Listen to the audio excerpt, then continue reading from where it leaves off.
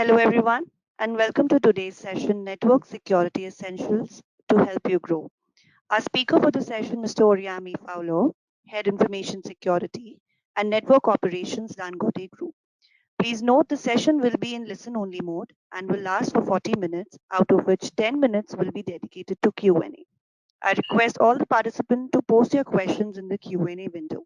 Should you need any assistance during the session, please use the chat box. Also, we do have two criteria for certification. Participants needs to attend the complete webinar, and participant needs to fill the survey and the right answer to the three questions based on the webinar, which will be sent to you one day post the webinar. About our speaker, Mr. Oriami Fowler is responsible for the network services technology, risk management, information protection, and security assurance of largest conglomerate in Africa, with assets of over $15 billion. Prior to joining Dangote Group in 2016, he held leadership positions within a number of technology service organizations, ranging from system integrator to major internet service provider firms. So without any further ado, I would now hand over the session to you, Mr. Oriami. Hi, Richard. Thank you so much for the brief introduction. Really do appreciate it. Thanks, everyone, for joining in on today's webinar. As she has said, Network Security Essentials to help you grow as an organization and as an individual. So I will start my presentation by telling you who I am and what I've done in the last few years. So as she said, I currently head the Information Security and Network Operations team at Dangote Group, where I'm responsible for network services, technology, risk management, and information protection for the largest conglomerate in Africa. Quite a taxing job. I'm also, responsible for Dangote Refinery project, single train project within technology space also. I'm a member of the AC Council Global Advisory Board for Network Security and also an ICT subcommittee member of one of the greatest clubs in Nigeria. So I do have over 13 years experience that landscape within technology firm, system integrator, an enterprise, and then ISP. So I have quite a number of certificates that pertain to information security, and few have been mentioned within my screen that you could see within this presentation. And the latest is the cybersecurity managing risks for information age that I went through in Harvard. Quite an informative course. I'll share some tricks and tips that I learned from that in this presentation. So the major takeaways that you're going to take away from this presentation would be, understanding the challenges of the network security, understanding how it varies, network security varies from different sectors, health sector, FMCG, and the BFSL, that's financial sector. Working on basis to prevent threats to your organization, the popular standards that have to do with network or information security, and then recommended readings for young, mid-level, or even senior engineers or managers out there. So our agenda is in 9 sections. So within 40 minutes, I hope I'm able to, demystify or dissect this agenda, which has to do with network security, component of network security, network security in the cloud era. I'll touch a little bit on that, and then challenges of network security, standards, as I mentioned, how you can grow as an individual and as an organization, and then network security knowledge gap stroke map, and then, recommended readings, and then question and answer, as Richard said at the beginning of the presentation. So network security, what is network security? So quite a number of times I get to be asked these questions, either about webinars or about coaching or about discussing with few of my colleagues, and I realize this is a major thing that people need to understand. There's a thin difference between information security and network security. So network security, is the process of strategizing a defensive approach to secure your data and resources over a computer network infrastructure against potential threats or unauthorized access. So practically, this is what it is when people say network security. what you're trying to do is you're trying to protect your data, your resources from potential threats and unauthorized access using softwares, hardwares, and the likes to form defense. And then why network security? Why is it important? Why do people have to do network security? Most organizations today greatly rely on network, computer networks. Last year really showed that almost every organization, it is key for you to have, your organization digitalized. You need to, work mostly from home. People are now, using quite a number of things to connect from home, work from home. Remote work is now like a norm everywhere else in the world because of the pandemic. So that's enough to show that there's a need to actually secure your communication between your connection at home and to the organization. Because most organizations rely on computer network to share information and to be productive. And as of today, we're doing this webinar, remotely, and everybody is connected remotely, as against back in 2009 and 2008, where we had to have a conference and people would all like to fly in so that we could at least pass 40 minutes message. So, and how? So, implementing network security systems can be effective in protecting your computers, either from physical harm or from safeguarding your machines against virus, spyware, or external threats. External threats falls within different categories, as you know. So this is the component. So I'm going into components of network security. So when we say network security, sometimes people just think it's just about router and switches or just about the equipment. So what I've done here is I've tried to show you every component that is required in the network security. So and what you need to do in terms of protecting it, I would go over that within the next few slides. So one of the major things is access control. So when you talk about access control, what you're saying is who have access to your resources. So for instance, I come to your home and I visit. Do I have access to your network? Can I just jump on your Wi-Fi and I'm able to access every other computer in your home? Or can I come to your office and I plug my laptop to a cable and then I'm able to access every other thing in your enterprise?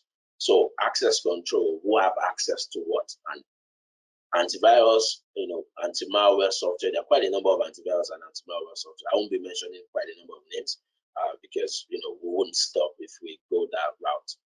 Because most of the viruses that we've seen out there happens as a form of malware. So they come into your system as a form of malware, and from there you get ransomware and you get the other type of attack that are out there and they're common. So the next one is application security. So there are quite a number of applications that we all have. We have quite a number of our personal computers, work computers, mobile phones, and the likes. It is the network security responsibility to ensure that the application is secure. Because if the application is not secured, the application is being accessed over the network. So people need to be sure of the security level, of the nature of the application that they're accessing. Next one is behavior analytics. Within network security, what you do with behavior analytics is, so I'll give myself as an example.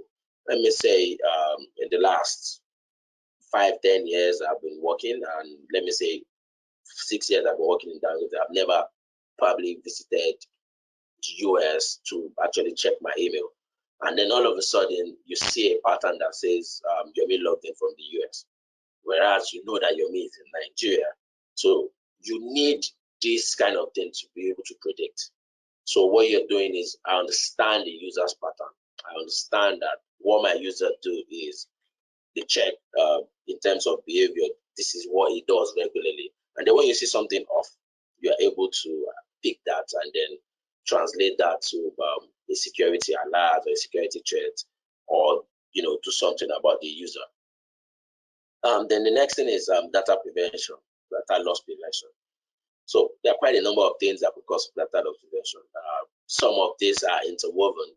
As of today, you could have, that you could lose your data because of access control. You could lose your data because of malware, ransomware, and the likes. And then, data loss prevention, it's a key thing because your organization work with data. It's from a set of data that they make an information. So it is critical that the data, secret of an organization, of an individual, is kept secret. Next one I'll talk about is email security. We've noticed quite a number of times, in short, the biggest threat to the world right now is phishing, and that's the major way people are, getting hacked. Where you get random emails that says click this email, click this link to either win a bonanza, or click this link to change your password, unsolicited email. So when you click the link and then you put in your email username and password, you get your email account get compromised, and then from there the user can actually do any other thing with your email account and then with your enterprise-wide domain, and then phishing accounts fish the whole enterprise, and then there are issues. Next angle is firewall. So what you do with firewall, there are quite a number of things you could do with firewall.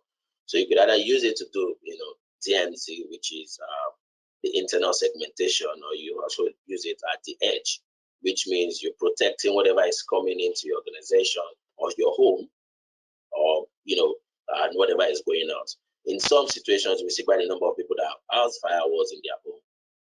For example, I do have firewalls in my home where I use it to prevent whatever my kids are watching or whatever they could do online, and at the same time, I'm using it to protect my assets, my data, and every other thing I do have within my home network.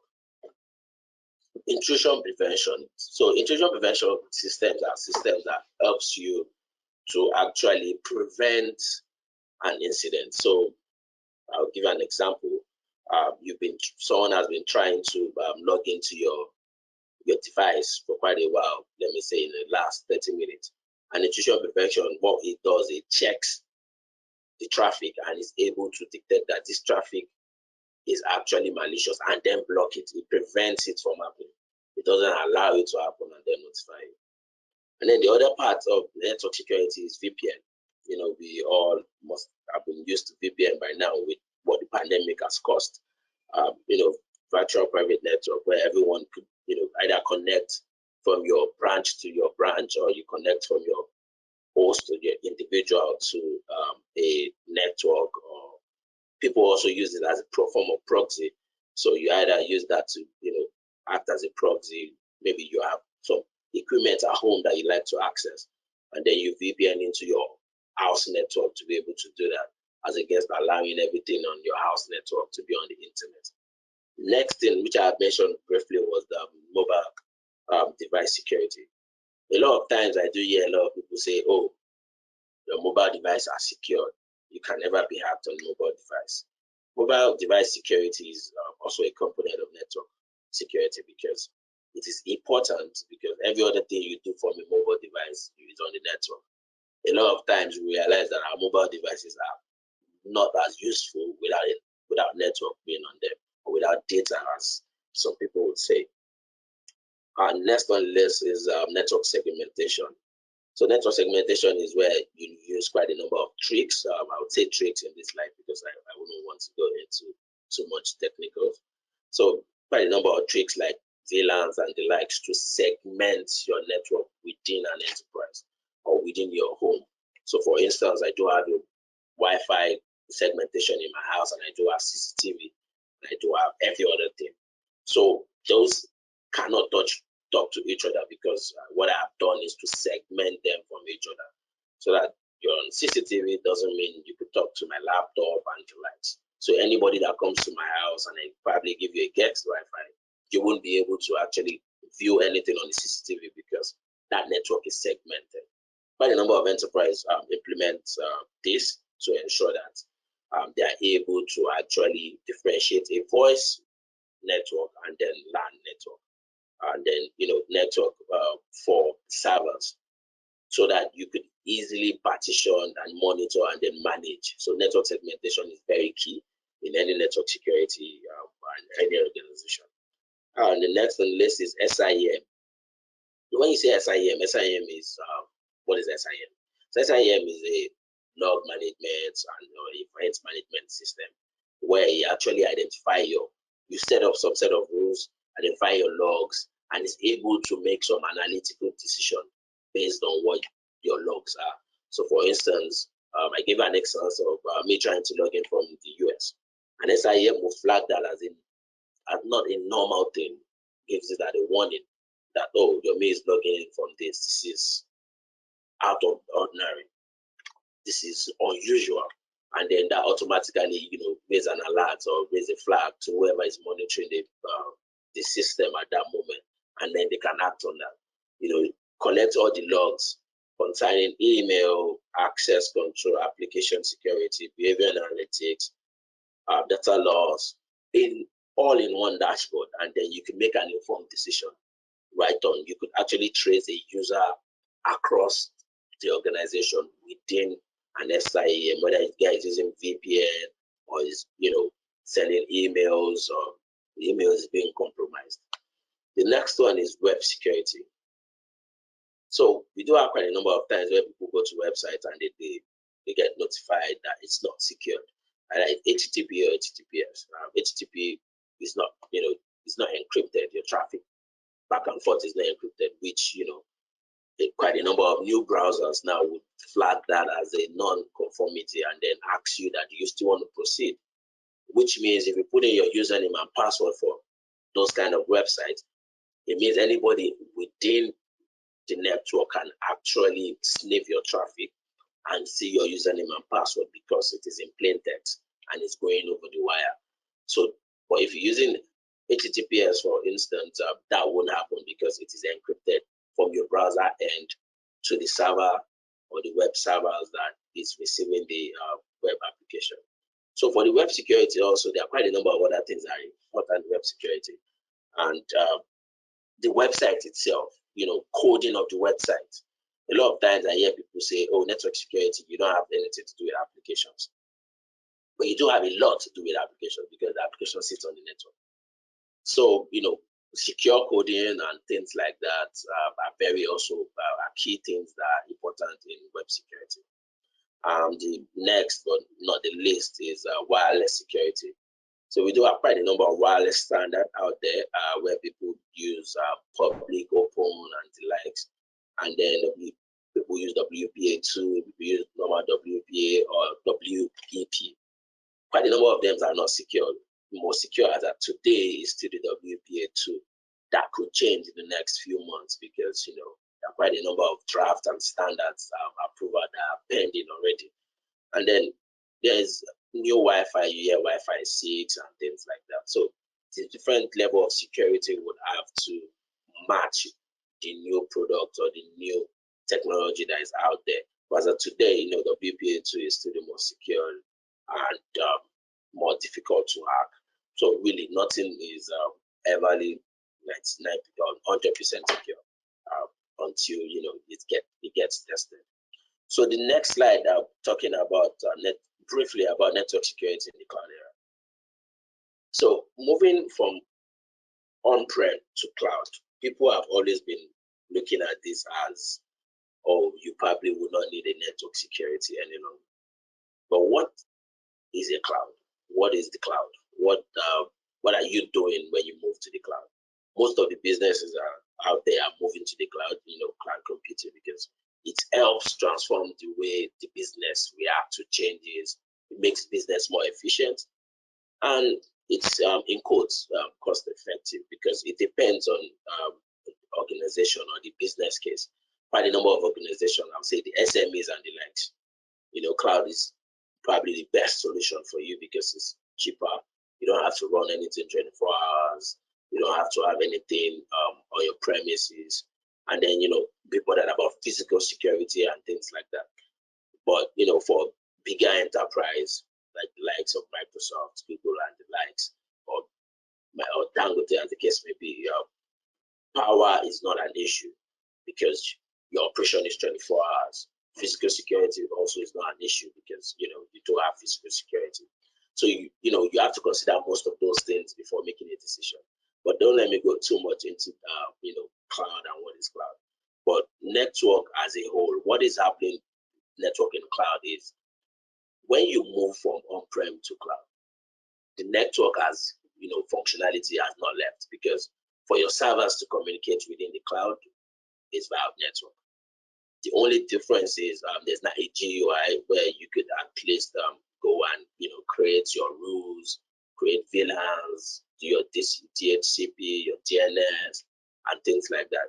And every other component that I discussed in previous slides also goes with cloud. So because you subscribe to a cloud service does not mean you're not going to do data loss prevention. Does not mean you'll not be bothered about denial of service. Does not mean you'll not be bothered about anti-malware and access control, because you don't want every other person out there to be able to have access to your resources in the cloud. So whether you're on-prem or you're in the cloud, network security is an important essential. It's very essential to every organization. Next slide, I'll highlight a little bit about network security challenges, and then I'll tell you how you could approach or you could resolve most of those issues. So there are 6 key challenges for network security. One of it is lack of visibilities. A lot of times, you not being able to see a full life cycle of a user connection on the network is a major problem, because if you cannot identify that a user connected at so time and he accessed this at so time, is able to he went on to this building at so time and is able to access his email at so time. If you don't have visibility into traffic patterns and anything, you can't really secure. And as of today, globally, there's a report I wouldn't quote in this that says that about 45% of enterprise don't have visibility into what is happening within their network. And that's true, because quite a number of times we focus on either different products that would not give us that visibility. But visibility is a very, very, very big challenge, and it's one of the things that, as of today, everybody else is trying to solve. There are quite a number of products that answers or approach and gives you an hint on how to solve lack of visibility. And then if you look at the components I mentioned earlier, there are quite a number of things there, like the SIEMs and the likes, that gives you a level of visibility. So, and it then depends on the types of SIEM products that you're using, and then that gives you more comfort if you could actually see your users' traffic, or you could see everything on your network in one span. The next thing is tool interoperability issues. So you have quite a number of tools that you need to ensure that the organization, the business is functioning. So you have quite a number of tools that cannot really work together. So that creates a problem for the administrator or for an enterprise in terms of how to bridge the gap, what to use when. So those are major issues that we need to really consider as organization or as network security engineers, to look at them and then diversify, like break them down and look at how to approach the tools interoperability issue. So whenever we're deciding on a product, we should be considering, can this product work with this other set of products, or potentially this other set of products, as against, so that we don't get either vendor locked in, or we don't have issues with tools talking to each other. Next thing is outdated controls. So I've spoken to quite a number of people within the industry, and then it's one of the major issues where they think, okay, because you did an audit in 2009, the controls you had implemented in 2009 are still fine as at 2021. This is a major issue, because most of these controls are outdated, and that's why you even see standards getting reviewed. So you have a standard for something, it gets reviewed and updated. The reason why it's getting reviewed and updated is because of either the outdated controls or the outdated methodology that is being used. So controls can easily get outdated, and if we don't really track controls, they would get outdated without even knowing that controls are outdated. So this is a major key issue that exists within network security function. So lacks control of privileged access. It's a major issue. There are quite a number of products that addresses different aspects in this. You see privileged identity, privileged access management system. What they are all trying to do is to identify a user and then map it towards the access right that is needed. This also means that things around segregation of duty encompasses within the privileged access, which means as a server admin, I should not have access to, grant internet to my server. I should not have access to be able to, edit my database. I should not have access to be able to, copy out the information in database. Because if one person do have access to all that, it means that one user is a single point of failure. You could actually get compromised and from length and breadth of the organization because the user do have an access to that. And it's one of the major things that SMEs do encounter is because they probably would have just one or two IT of staff and then expect them to cover the length and breadth of IT infrastructure landscape. That's a very, very big issue because at the end of the day, what you have is segregation of duties will not happen because they have to be a lot of things to cover. And then you could easily get compromised with just one user access being compromised. So it's always advisable for people to, implement the privileged identity management system or privileged access management system, depending on your infrastructure. So your infrastructure actually is a major reason why you should choose a product, either is a PIM or the PAM, and which of the brands. So your infrastructure, identifying your critical assets and know what you're protecting against is key. The next one is misconfiguration. Misconfiguration happens every other time because, as you know, people will say we are humans. So, but the only part that you could use to do this is to do continuous review and a proper chain management control process.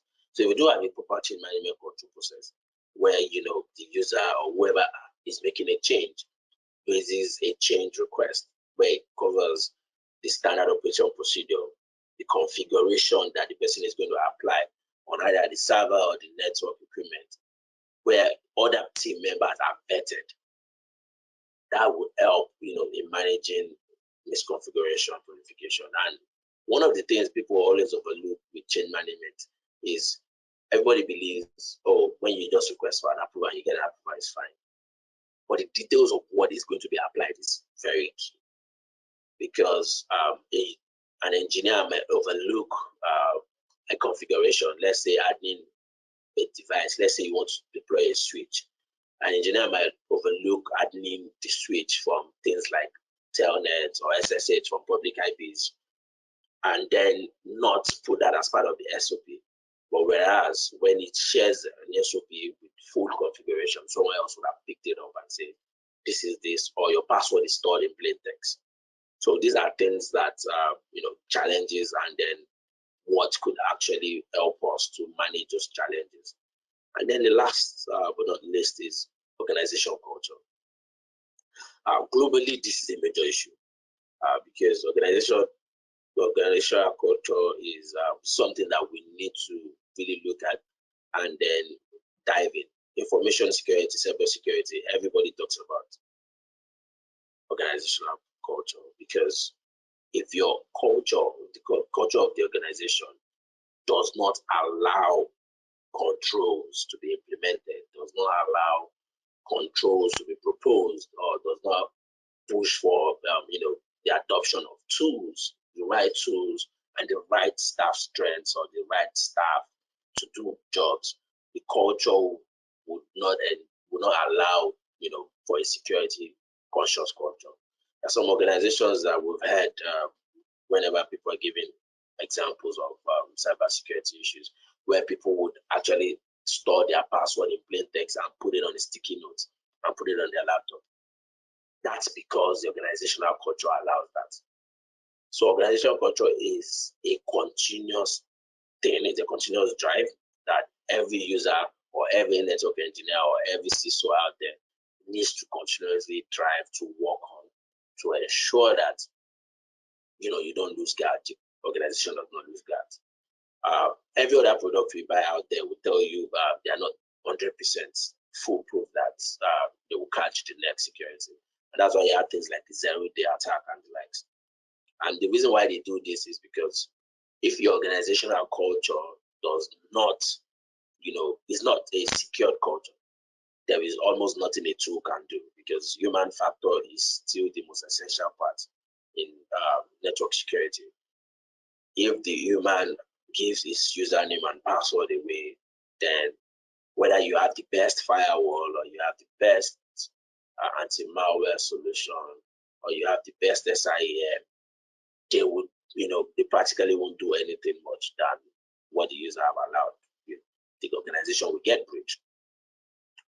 Next slide, we're talking a little bit about popular standards. Standards that have helped us to grow as professionals, that are, bodies that have come together to put in efforts and standards to tell us how to, or to educate us on how we should use the internet. And I've mentioned quite a number of IFCs during the end of presentation, so that you could see quite a number of technology or protocols that you hear out there, were being proposed by standards and then implemented, and then all OEMs then implement those standards. And at the end of the day, when they implement those standards according to the standard, interoperability issue would be less. So these are 4 major standards, and there are quite a number of others that are not in this presentation, which is the Internet Security. This one covers the IETF and then the IAB, Internet Architecture Board, and then Internet Engineering Task Force. The NIST, is is a US federal agency that deals and measures on standards and technology to ensure that they promote and protect the US private sector and the government sectors. We have the ISOs. The ISO is one of the most popular body out there, because they also do talk about things that are not just security. And then we have the British standards, the BSI, sorry. It's a national body, United Kingdom, where you ensures that all certificate standards as related to business, products, and services are, defined properly and then implemented in the right way. So if you buy products, so for instance, you're buying a product, and then you're asking what standards, certify what you bought or what you're doing. Quite a number of people wouldn't be able to, mention what standard that they're using. If you look at the ISO, for instance, ISO do have quite a number of standards that addresses information security, business continuity, cyber security, and also trains users in terms of what are the best things to do. And people and organization get certified against standards. Users also can be certified to be an implementer or an assessor. So next slide, we're talking about how those standards relate to different sectors of the organization. So if you look at the banking sector, there are quite a number of standards or quite a number of body that they have to meet into. So if you see the GDPR, which is globally known from like last 2 years concerning data privacy, NDPR, which is Nigerian owned, and then you have the POPI Act, which is for South Africa, affects clearly the banking sector. The PSI DSS as against what they're doing in the banking sector, the SOX, then the ISO standards. Most of the banks actually implement the ISO standards because they have to do with customers' information, financial records, transactional information that are meant to be kept secret and just for the user. For the health sector do have the HIPAA, which is the major differentials between the health and the banking sector. The GDPR do apply to every organization. The NDPR or the POPI do apply to every organization within those areas that they are. GDPR is for the European body, and then the NDPR, Nigeria, POPI, South Africa, as I've said. And ISO standards, quite a number of people get ISO standards, as I said, quality ISO standard for information security, And then the FMCG. The FMCG happens to be one of the least regulated sectors in terms of the required standards that they need to meet, the required standards that they need to ensure that they are compliant with. But as usual, but organizations themselves can always decide to say, oh, we want to be certified against quality, we want to be certified against information security, we want to be certified against cyber security or business continuity, as the case may be. Business continuity is an essential for most of the investors. So quite a number of organizations would decide to have ISO standards because of business continuity and because of their investors, basically. So FMCG is the least regulated within these three sectors that I'm talking about in this presentation. The next slide will really focus on how to grow as an organization. So as an organization, as I mentioned in previous slide, culture is a major thing.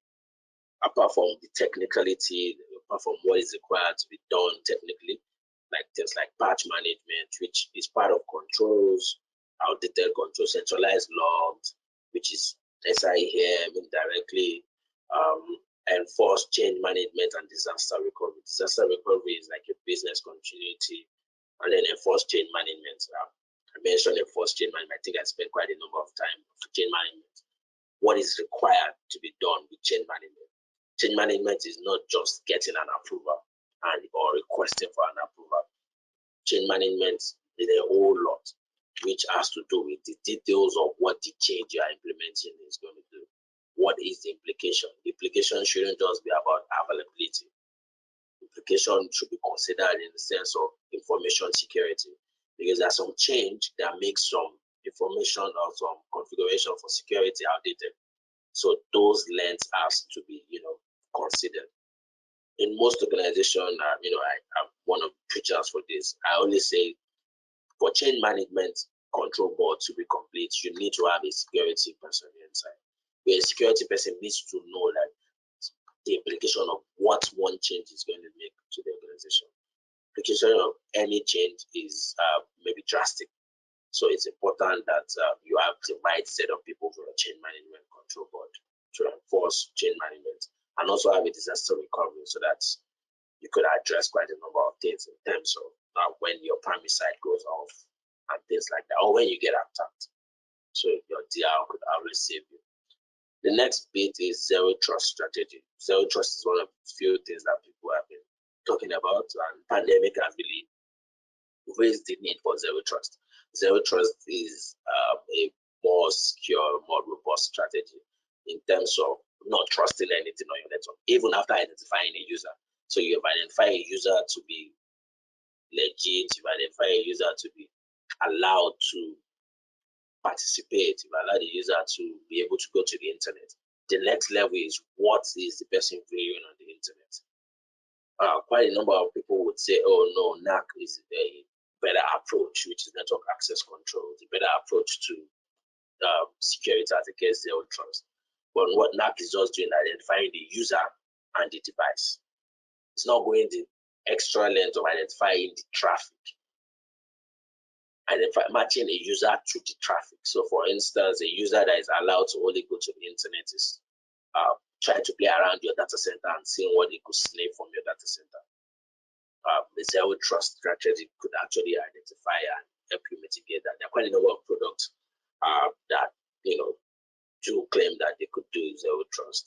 I would say if you're opportune to implement this, you would need to really identify your critical asset and what is important to your organization before proposing which of the products or which of the OEM is best suited for you. Next one is monitoring user activity and behavioral trends. User activity and behavioral trend is very key. Although there's a thin line between that and then privacy. That's user privacy. So because quite a number of people will say, oh, what they are viewing is private to them and things like that. But what I've advised quite a number of people to ensure that is implemented is user access policy, which clearly identifies that, covers the ground that most of the things that you're accessing is actually for the organization whenever you're using the work tool or the organization network. So user activity monitoring is very key. It's a continuous effort. It doesn't end. It's 24 hours, 7 days, 1 year, forever activity for an organization to ensure that we keep ensuring that we're secure. Because if we lose grasp of a user trend or a user behavior, a user that have never visited any other site than work email and then probably collaboration website like Zoom and the likes, then get to be viewing news or contents that are illicit, you automatically know that there's a problem somewhere because this is not the user's trend. I did give an example of assuming I've never been able to access the company enterprise resources outside Nigeria for the last 5-6 years. The first day that I would access it outside Nigeria, if you're monitoring the user trend or the user activity behavior, you would immediately flag that. The SIEM that you have would flag that, provided that the SIEM that is being implemented to have user behavior analytics.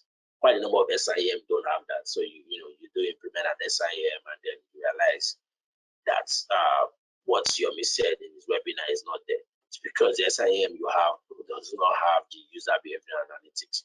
So it is very key. Identify your critical assets, identify what you're protecting. And note, it's not all vulnerabilities that are threat-worthy. So I would say that because quite a number of times people try to ensure that they close all vulnerabilities, because we can't really close all vulnerabilities. There are some vulnerabilities that are known, but you're not using them. So let me try and give an example in this situation. So there's a vulnerability to, let me say, an Android device. This is not true. I'm just giving that as an example. So let me say there's a vulnerability to an Android device, and you have an Android server in your enterprise. But the vulnerability says that if the Android is actually working with an IIS server, which is a web server, that is when the vulnerability can be exploited. Automatically, if you're not using IIS in conjunction with Android, you're not vulnerable to that. Because the vulnerability exists does not necessarily mean that it's a threat to your own organization. It can be a threat to another organization, but to your organization doesn't necessarily mean it's a threat, which is why it's critical you identify your assets, you know what you're protecting, and then it's easier for you to leverage on that and then build your defense mechanism. And the other part I'll talk about is culture. Culture. We cannot talk about culture enough because culture is very key. No matter what we've done on the left-hand side of presentation, which is technical, culture is key. That's continually do awareness training. Awareness training should be something that is required or recommended to be done probably every other quarter, probably every other month as you walk by panels, emails. Security should also be considered a priority for senior management. Security should be considered as a priority to senior management because if you're not secure, your data, your company information is out there. No matter what we try to do on the left-hand side with technology, patching, centralized logs, and the likes, we can never really be secure. We won't cover grounds with that. So it is very key that we have the buy-in of senior management, and then they are part of it. They see security as an important thing. Hire the right people, hire the right set of minds. I'll be going about that a little bit in the next slide, where I'm going to talk about the personal traits and the kind of skill set that are required for a user or for an engineer. And then third-party benchmarking. It is very key to benchmark. Very, very key to benchmark. The next one is the programs and procedures. Within an organization, programs, procedures, processes should be security inclined. You don't have a procedure that is being printed and pasted everywhere where you can see people's username and password or people's phone numbers, emails, or personal information, personal verifiable information out there. So those processes and procedures need to be aligned with information security. Because if your email is being compromised, personal information is being compromised, they use an hacker or a black hat could easily have access to that and then use that against the organization. So how to grow as an individual? This is a little bit personal for me, because I do tell people, for anybody that is going to strive in network security field, so you either be the network security guy, or you either be a security guy that is just about controls, or you be the guy that can do both. You know, have the leg in, root in, understand each technology, understand each space, and then still able to, audit and do controls. That is very key. Look at personal traits, for instance. You have to be a continuous learner. Almost every other time you have to read about something, because there's something out there that is new. Every other time you attend webinars, you attend conferences, because they are very educative. That's where you understand, or you could relate to things that are probably happening within the organization. You have to be a persistent person. You want to get to the root of some of an issue. You want to get to you want to get an answer. You have to be a persistent person, because there are quite a number of times where you're trailing or you're trying to track a user's record. You could actually lose guard and lose focus and then get something else. The person has to be cerebral, truth insensitive, and then the person has to be emotional. The person has to be cerebral in terms of the person has to be intelligent. The person has to be able to process, and the person has to be able to reason. It's good for you to have someone that is a system thinker, someone that can analyze that this particular process that you have and look at the implications before you even implement the process. Those kind of team members are very key, because when you implement a process, you don't want to come back to the drawing table or the drawing board to realize that you made a major mistake and then you're trying to patch it. Whoever you're using whoever is your network security professional have to be able to do that. And as a network security professional, you have to always, you have to have the system thinking. You have to have the desire, the awareness, and you have to be able to learn on the fly. Because there are quite a number of things that you learn on the fly, quite a number of solutions out there, quite a number of certifications out there, quite a number of training bodies, quite a number of standards. The number of standards that we have, right? When I do get to the recommended readings, there are things that it almost looks like you cannot finish them in a year, because there are quite a lot. So you need to be able to really get your hands on that. You have to be analytical. You have to be able to, see something and then communicate properly what you've seen. And then, you have to be curious at when you see things.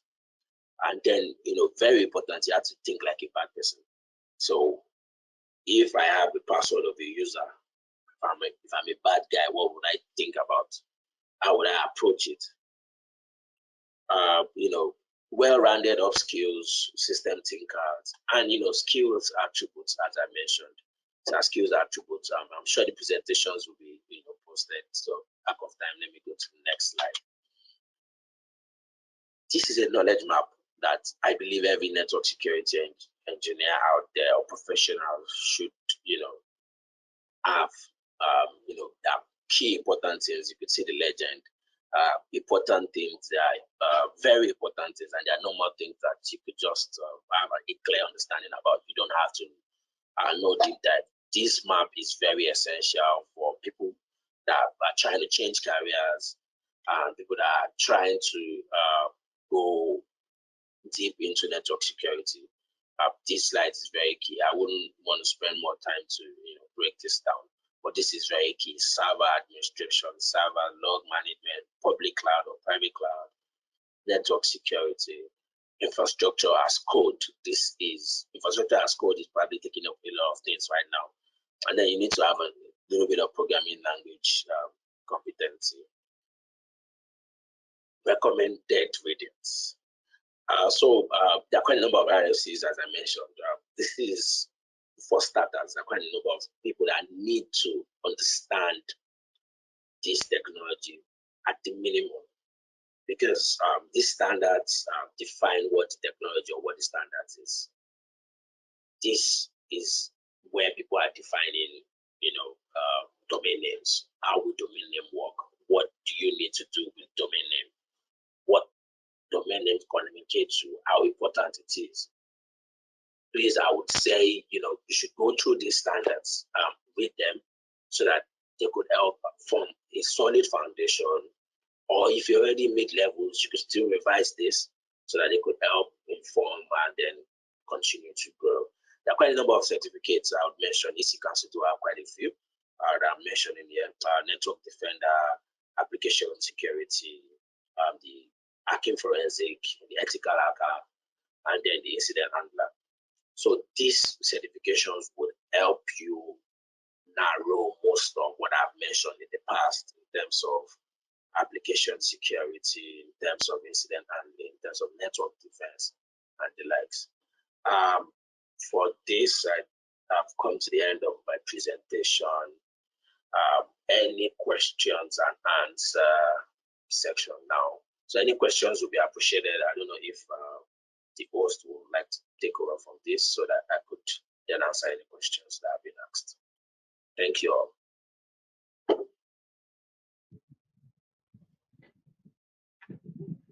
Thank you so much, Mr. Oriami, for such an insightful and informative session. I hope all the attendees, enjoyed the session and the presentation. Before we take the questions, I would request all the attendees to pose the question in the chat box. And I would like to inform all the attendees that the session is in sync with EC Council Product CND. So EC Council CND is a product which maps to many roles in the industry like network security engineer, network security administrator, network security analyst, network security architect, network defense technician, security operator, etc. Anyone with a CND certification is eligible for 1,35,000 plus job vacancies globally with an average salary of $85,613 per annum. If you're interested to know more, kindly take part in the poll that is going to be conducted now, and let us know your preferred mode of training, and we will reach out to you. Now we will take questions. Mr. Oriami, Yes, Amir, go ahead, please. just a second. I'll just. So the first question which we have is. End users have always looked out for a cost-effective solution and have considered a one-stop shop for security. Would you recommend a one-vendor solution or multi-vendor at every layer touch point? Okay, so as I said, that I've tried to mention during the presentation, it is very key you identify your critical assets. So for an SME that your assets are probably in one point, you could consider a one vendor. But personally, from experience, I wouldn't do that. I would ensure that my risks are spread. I would not want to have one major point of failure, because if you do have just one vendor, there are quite a number of issues that you could come from that. So I would say identify your critical assets and then narrow or design your security methodology or strategy towards your critical assets. That's very key. Richard? Yes, thank you. We'll take the second question. Security of the network can be compromised physically, or must it be through network? I didn't get that. Can you come again, please? So the question is, security of the network, does security of the network can be compromised physically, or must it be through network? So I would say both ways. You could be compromised physically, and then when you get compromised physically, the next thing that the compromise have to do, or the threat would do, or the malware would do, is to go over the network. So an end user laptop could get compromised. That's physical, by probably putting a flash and then uploading the malware into your laptop. But when the laptop connects to the network, the next thing is the host agent, which is the agent zero in this situation, would like to spread the malware or the virus across. And to be able to do that, it goes on the network. So it could happen both ways, but most times you could easily narrow down and close the threads via the network, because you would have blocked most of the issues from at least a user, and then isolate most issues to just one user as against everywhere in the network.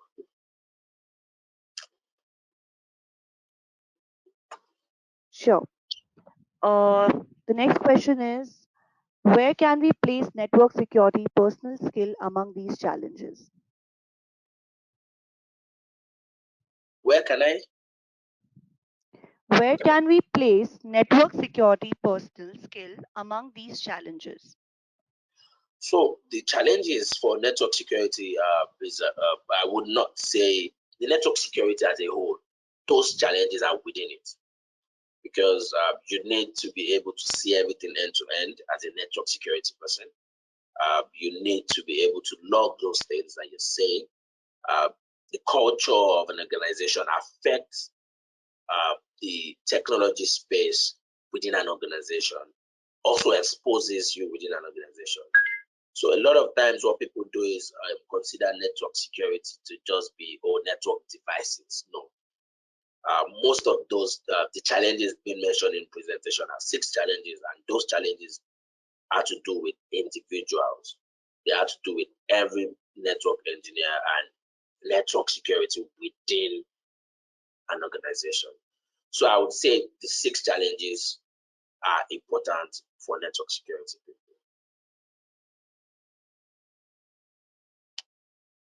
Richard? Sure. The next question is, please, what is the difference between SEIM and SME? SEIM and SM, SME. SME. Yes. SME is small Yes. and medium. So Yes. in terms of technology space, SIEM is the security tool that helps you do the login and helps you with the analytics. In a lot of places, the full meaning is security information and event management, while SME is small, medium enterprise. So these are smaller organizations that could probably, I referenced that quite a number of times. So these are smaller organizations that have less footprint. The footprint is does not go into 1,000 of users or 2,000 of users. You are within a space of 50 to 200 user space. Those are SMBs.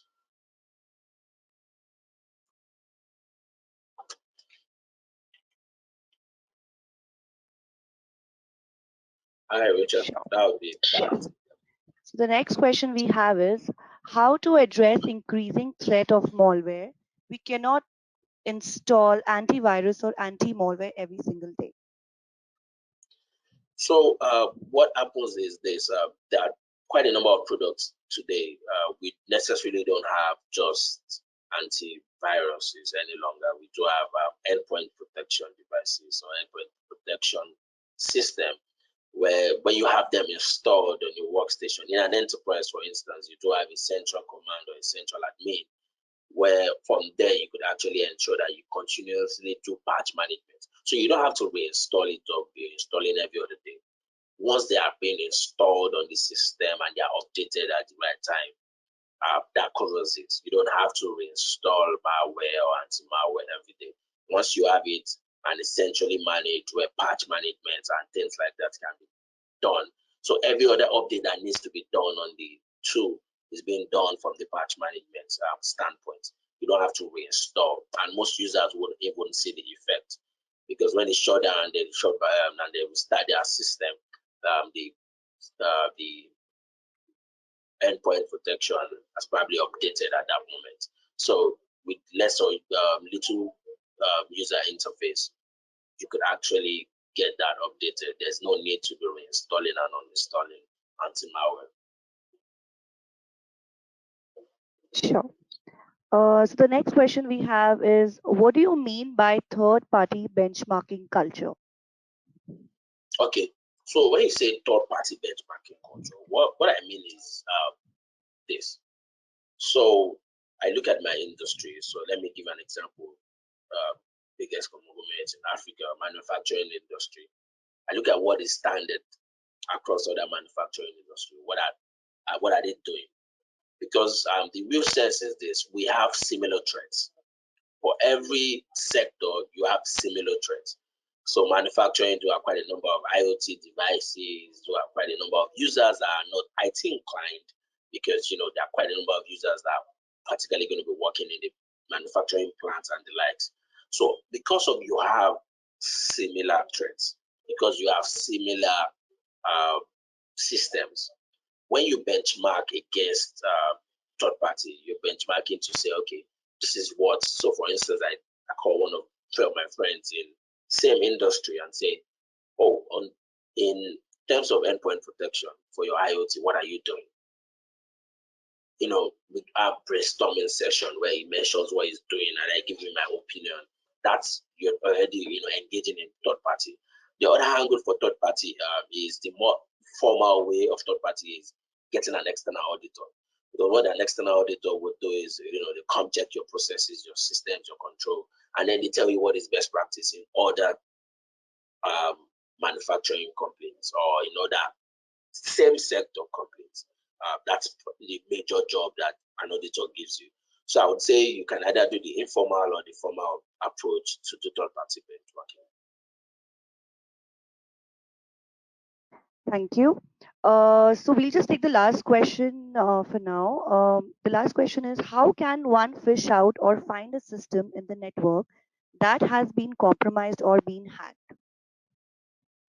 Okay, so there are quite a number of ways for you to find a compromised system or a hacked system.